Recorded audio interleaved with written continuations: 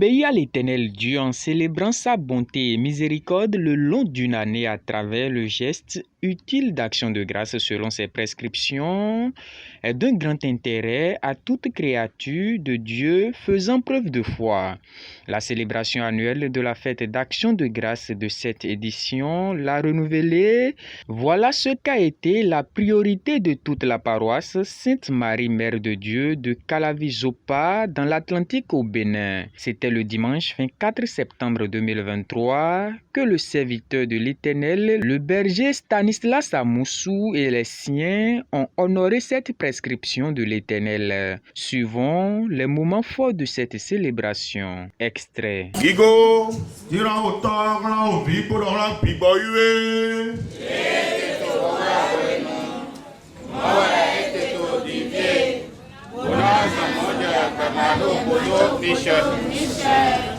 Jehovah.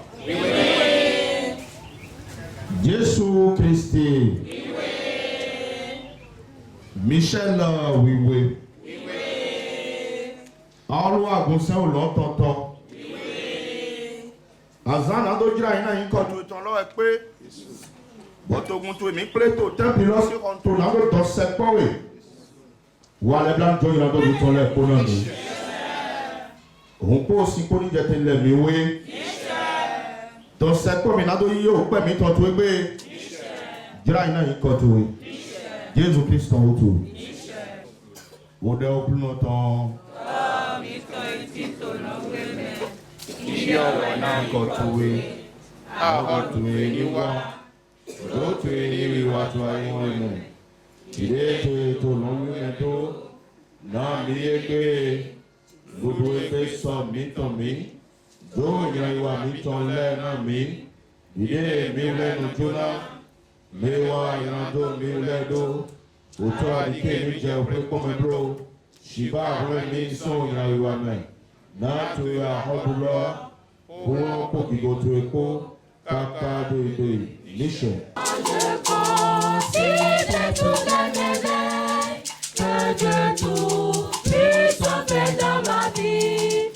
Grâce, je ne peux que rendre grâce. Santé, bonheur et sagesse y appartiennent. Quand je considère toutes les merveilles que Dieu tout puissant fait dans ma vie. Grâce, je ne peux que rendre grâce. Santé, bonheur et sagesse y appartiennent.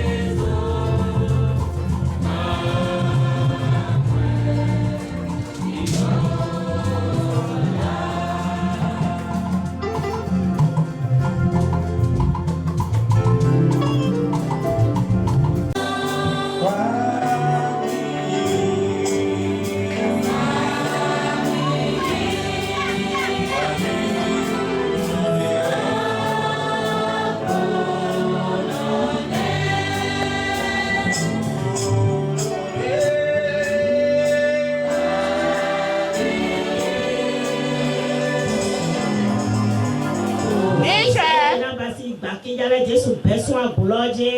Azo wa to to le gboro to to ajo osun azo. Chiwe yo papa osofa to yin. Mo gba won na azo wa to to e. Gba won na vile. Ifru yin na kale ka so ali wo jina gbe tole. To ina do jo dagbe. Bona wa to ikun gba eji. O Sátánì na chite bro mi na ya ligon Jesu gba wa to na ye. Asita le Jesu gba wa to na ye. Jesu yin na kale gba wa to na ye. Elu le gba wa to na ye. Apa jijo wo to ni kon do ikun gba meje. Ma to agulo to blo. Wa se afi benito. Wa shere le koji. Jesu Kristo me. Jehovah.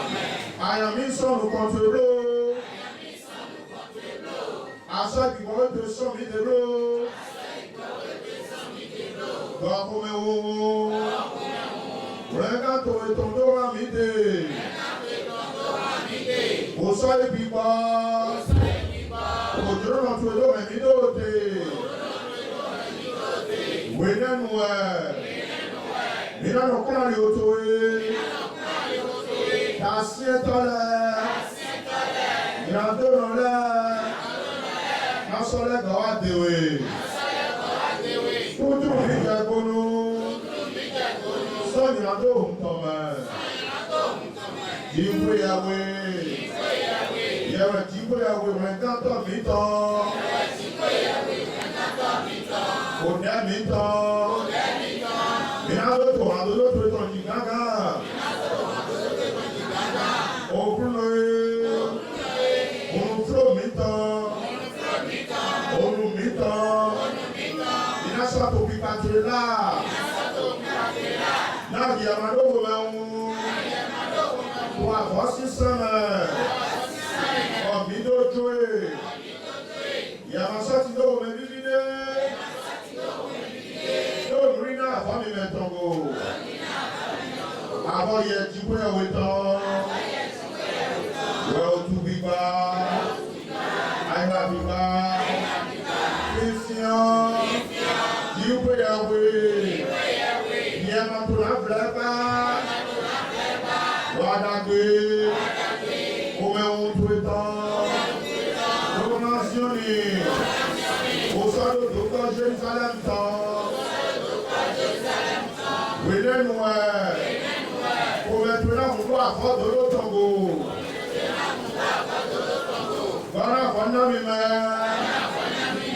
o avô me plebou, o Heleno meu David tuila, Ìyanu yóò hàn, àyà jíjẹ tán, olóòrùn adó pẹ́, fún àgbálẹ̀ ìtòlẹ̀ kóòmù kan, níṣẹ́, òkú tó wáyé bá kó kìí wẹ́ tó lẹ́kó, àyàn kó ìrànmọ́ lẹ́kó, ẹ̀sọ́ ìpèkè tó kù jí, òsọ́sẹ́ ìwọlé yóò tọ́lẹ̀ jí, bẹ́ẹ̀ wọ́n náà mẹ́ òṣòrí òkú náà tọ́lọ́ jí. Àbí mẹ́rin ọ̀sán kan ló tẹ́tọ́ tẹ́ wíwé tọ̀ mọ́. Ìwọ̀n méjì tó àná wíwé ìka wíwé. Ìwọ̀n sí àyíká ẹ̀tọ́ tó àga lónìí kọ̀ bò. Ìwọ̀n àpò èpìpé náà ló tán. Ìwọ̀n iná mọ̀ tó láì tó òkú lọ sí. Kóró ló kó sọ́ọ̀dì àwọn ẹ̀ka tó tọ̀tọ̀ sí. Ìyá akọta àwọn ètò kíkà ló tó sí lẹ́tọ̀. Ètò òkú làwọn ètò dínàmọ̀. Jíwé ẹ̀wẹ̀ já gbọ́bùtọ̀ yé. Ìzéò tàbí tó ń lọ àgàbí gbogbo èmi. Mínísọ̀ ìdílé tó àgàbí ọmọ lóko lèmi. Náà gbọ́dọ̀ ní bí ọgbẹ́ wá. Mẹ́rin àwọn ìdìbò tọ́ yé. Òkúrò gbọ́dọ̀ àsúká. Òkúrò gbọ́dọ̀ àsúká tó àwọn nǹkan. Ìzéò tàbí tó ń lọ àgàbí ọmọ èmi. Yéèdà mínísọ̀ ìdílé tó àgàbí ọmọ lóko lèmi. Náà gbọ́dọ̀ ní bí ọgbẹ́ wá. Mẹ́rin àwọn ìdìbò tọ́ yé. Òkú àwọn pálẹ̀ tán lọ́wọ́ àwọn ìdíje tó lọ.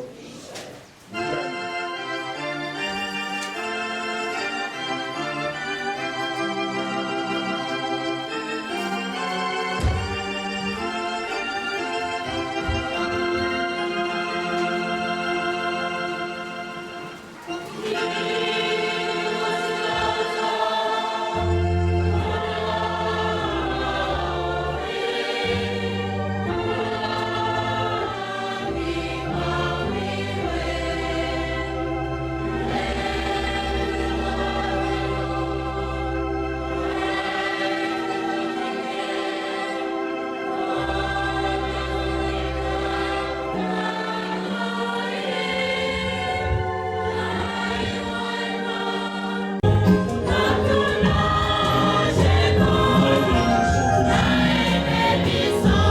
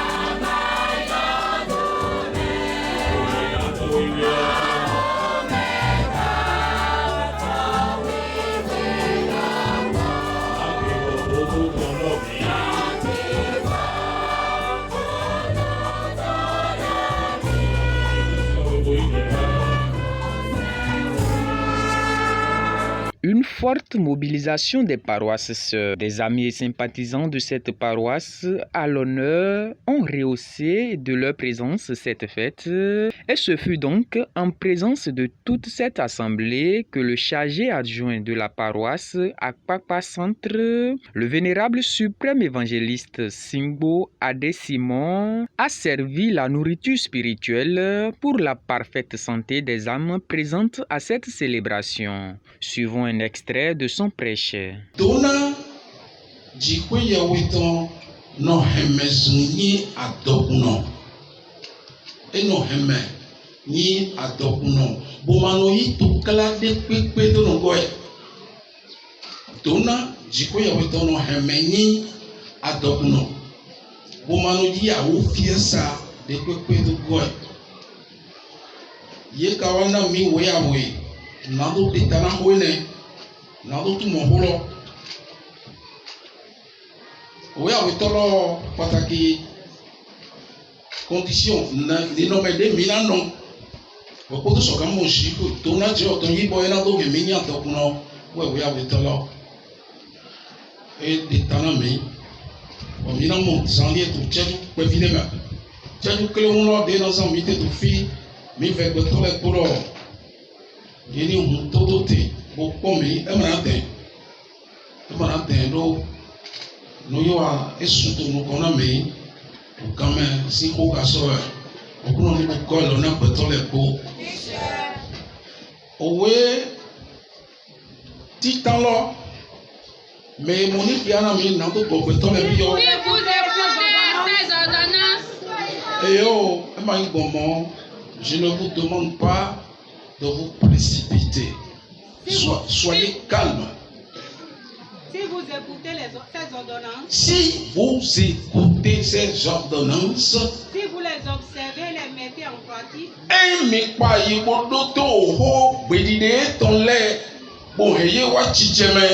l'Éternel, ton Dieu, gardera envers toi l'alliance. Et la miséricorde qu'il a juré à tes pères. Il t'aimera, il te bénira et te multipliera. Il bénira le fruit de tes entrailles et le fruit de ton sol, ton blé, ton mou et ton huile, oui, les portées et ton gros et de ton menu bétail dans le pays qu'il a juré à tes pères de te donner. Merci. Voilà la promesse de Dieu. Mais c'est conditionné. Si. C'est bien conditionné. Ce n'est pas sans condition. Et j'ai d'autres aïe, quand on peut dire Dieu, on va passer, quel est l'idée de Dieu, et voilà les donna et côté les pots. Et quand on job au péto, et mini, non, mais copio, si c'est mes autour. Mi m'en sorto aïe, pas tout bon, elle est dégoba. Mina d'autres aïe, quand on peut dire Dieu, et ton père, ou à côté de nous, ni de Wachichéla. Mi dit que, mi pas une confusion blanc. Dieu, mi ton main, Dieu, oui. Confusion donc. Donc, vous l'avez dit, yo. Et Dieu, le mini, non, pétine, mi.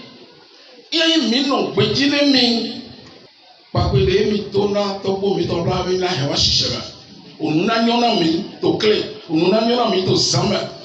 On n'a nyona mi, to fi, popo, to kwe, popo, no, asonte, mi, to le, yi, mi, ton poro, kiko, mi, ton le, e ma kwe, e no, fi, mi, ton le, nous n'a nyona ye. Au can les mi, ton le, nous, de kwe, go, mi, dalo, popo, le, pona, to, no, koyi. Be, ko, nyan, kane, ene. Ama, ko, nyan, kane. Ye, ko, golo, do, he, mi, wa, o, flime, mi, ne, pa, wanchi. Bododomo, na, mi, ko, yi, se, utu. Do, me, le, rondodomo.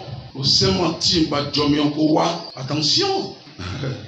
O se mati ba jomi onko wa. Jesu osuke gadoro mi do. Minima vedoro mi wa. Na do wa yewe gale ko o se ko bleblo. Adawo na do wa ide. Na do henche. File ko pe atite. Mama wa we agunton. Papa agunton. Agunfi. Ana pa ito. O sendo aí, o pedido de coisa do lego, o ecoto só camo nhona etito o pulo me. Aí mapa nugo me tole, ezo o nyako lo wasu, nyako e wasu. bon mi me susu wa to raccourci million nous de yo boyo raccourci ma bobla ali olo den bawo ira den bobla eyaka pa yi to petit de ji ko ya we tongo bono te to sei to me ni ali olo te diga boado bono te point et na wa ti jeme dandan.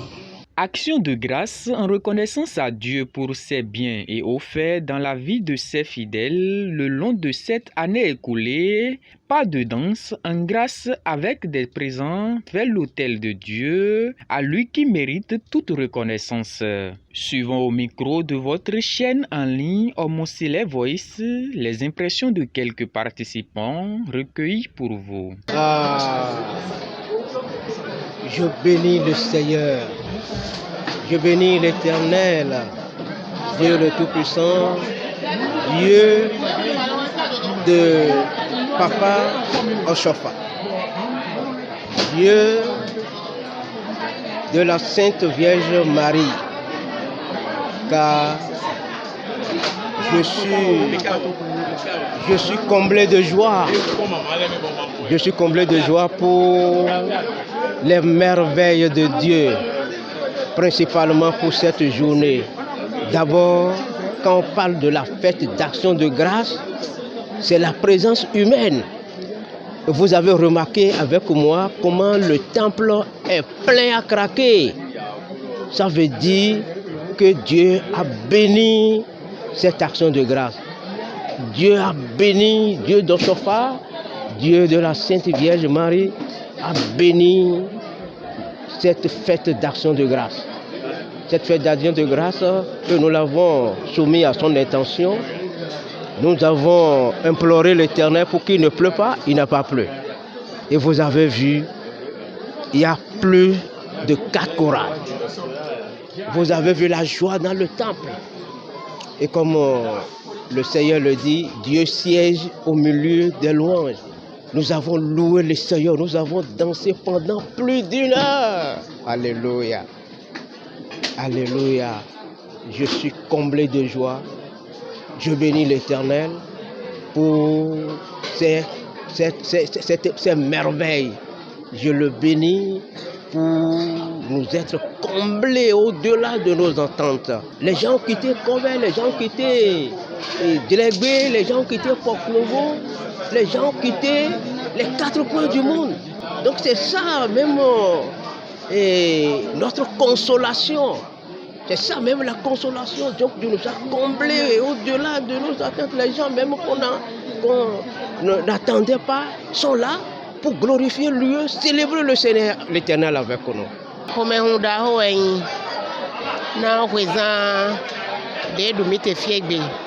Mais de Dieu si présent. Bon, il y a des gens qui sont là. Na dondo gbetole do ni kuro taragbe asan gbe ton bo so ho de na agunlo do agunlo na yaga kolo na se agunlo sin gbe agunlo na se kolo me sin gbe won wan kon do po nu kon yi na agunlo ton agunlo na vun di atingbo nukun de mo ko na so mo ko ire ja to jijo ho me ye me de ma fi gbe le de mi na ho na e do jijo na no he yi do me so do wen ran bo ma wa mo nu jijane dali mina ho de ngran do jijo na no heye mla ho ye je ko de vode ja bo na wa ko jijo ko bo amode ko no vivido bo amode nle ko to yi do ni sinsin mi so mo do jikun lo e konte na mi to egbe ene so he aje da ho de bi o mi to me wa gun vile ko to aya je ko jijo ko. Aujourd'hui, on est en train d'organiser la fête de la reconnaissance, autrement appelée fête des moissons. On a passé 1 an dans le sacerdoce. C'est une mission que nous avons reçue de notre Seigneur Jésus-Christ, qui nous a dit d'aller évangéliser les gens, de faire des nations ses disciples. Nous l'avons fait pendant 1 an. Je crois qu'il est très important de dire merci à Dieu dans cette mission.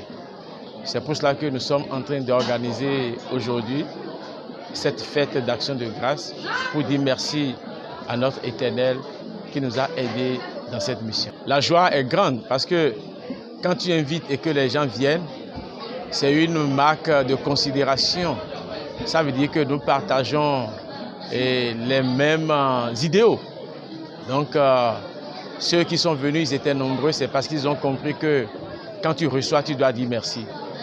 Et nous avons reçu beaucoup de l'Éternel. Ils sont venus pour nous aider à dire merci, parce que nous seuls, nous ne pouvons pas dire merci à l'Éternel, à la dimension du bien qu'il nous a fait. Je souhaite que le message que le Christ nous porte, et cette fête-là, il nous a fait passer un message quand Jésus dort. Quand Jésus dort, c'est une manifestation de l'absence de la présence de Jésus-Christ dans la vie des gens qui ne respectent pas les ordonnances de Dieu. Donc nous souhaitons à tout le monde de respecter les ordonnances de Dieu, d'être en phase avec Christ, afin que le Christ ne dorme pas en nous. La fête d'action de grâce de cette édition est désormais du passé et tous les regards sont axés déjà sur l'édition prochaine et implorent la clémence du Seigneur. Qu'il nous garde toujours. Amen. Shalom.